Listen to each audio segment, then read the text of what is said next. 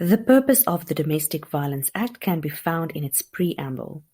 Because domestic violence is recognized as a serious social evil, and also due to the high incidence of domestic violence in South Africa, the Domestic Violence Act was regarded as a step in the right direction towards acknowledging that violence against the vulnerable, especially women and children, was an issue demanding immediate and efficient attention. This act succeeded the defunct Prevention of Family Violence Act. The purpose of the act is, amongst others, to afford victims of domestic violence maximum protection of the law. The act is specifically aimed at protecting two fundamental rights, the right to equality and the right to freedom and security of the person. The enactment of the Domestic Violence Act was also a step towards the fulfillment of South Africa's obligations in terms of international law. In particular, South Africa is a party to the United Nations Convention on the Elimination of All Forms of Discrimination Against Women, as well as the United Nations Convention on the Rights of the Child. As is the case with all statutes, Section 1 of the Domestic Violence Act contains certain important definitions.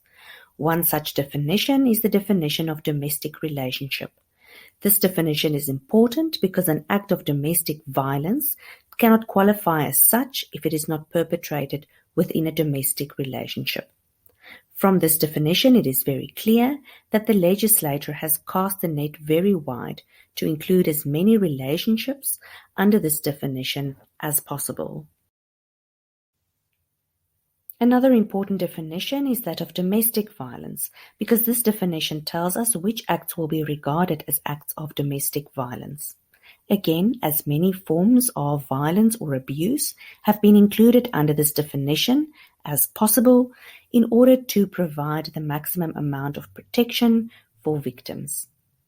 Many of these acts are also further defined in Section 1 of the Act. When the police are called out to a scene of domestic violence, it is their duty to assist the complainant or the victim. The police should help complainants and inform them of their right to apply for a protection order in terms of the Act, as well as any other remedies, such as the fact that they can lay a criminal charge. This information is given to the complainant in a form of a notice, with information in an official language of their choice, but where it's reasonably possible, the police must also explain the content of this notice to the complainant. The police are also authorized by the Act to arrest the respondent without a warrant if they reasonably suspect him of having committed an offense containing an element of violence against the complainant. The primary remedy provided for in the Act is an application for a protection order, and this is done by going to the magistrate's court. The complainant does not need legal representation. The officers of the court will assist the complainant with filling out the necessary forms. The application may also be brought on behalf of the complainant by another person who has a material interest in the well-being of the complainant. The application may even be brought outside of ordinary court hours or days if the court is satisfied that the complainant will suffer undue hardship if the application is not dealt with immediately. Once the application for a protection order has been considered by the court, which includes additional evidence where necessary, and the court is satisfied that there is prima facie evidence that the respondent has committed an offense, and that undue hardship may be suffered by the complainant if the protection order is not granted, the court must issue an interim protection order against the respondent. The respondent need not be present at the proceedings for an interim order. The order must, however, be served on the respondent to notify him of the existence thereof and to call upon him to show cause on the return date why a final protection order should not be issued. The return date may generally not be less than 10 days after service. The interim order only has force and effect once it has been served on the respondent.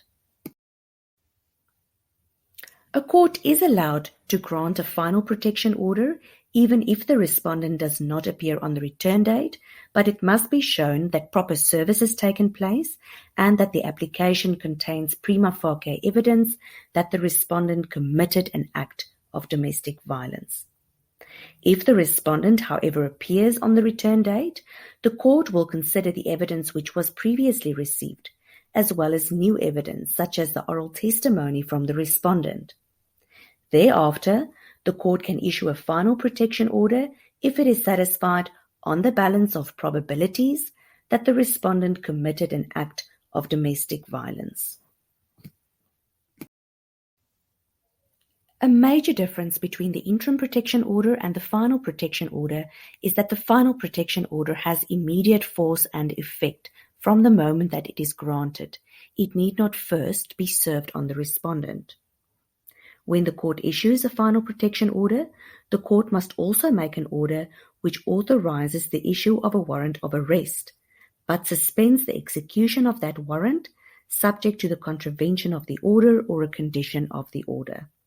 If a complainant hands in the warrant of arrest to a police member and indicates that the protection order or a condition therein has been contravened, the police may arrest the respondent if that police member is of the opinion that there are reasonable grounds to suspect that the complainant may suffer imminent harm. You can read Section 8 of the Act to see how a police member is supposed to determine the likelihood of imminent harm. In terms of Section 9 of the Act, the court must order a police member to seize any firearm or dangerous weapon which is in the possession or under the control of the respondent under certain circumstances. A person who contravenes any prohibition or condition in a protection order is guilty of an offence and liable on conviction to a fine or imprisonment not exceeding 5 years or both a fine and imprisonment. In this way, the Domestic Violence Act not only provides a civil remedy, but also a criminal remedy to the victim of domestic violence. More than 20 years after the enactment of the Domestic Violence Act, intimate partner violence remains a serious problem in South Africa. Statistics show that there was a sharp increase in acts of domestic violence since the start of the COVID-19 pandemic. Victims of domestic violence, the police and shelters face numerous challenges in responding to the crisis. The problem is aggravated by poor parliamentary oversight and difficulties in holding the police accountable for their shortcomings. Since the Act came into effect, much research has been done about its implementation and these oversight challenges. A revision of this Act is currently in the pipeline, and it remains to be seen to what extent this will bring about positive change. It must, however, be remembered that to address such a grave societal illness will take more than just good law.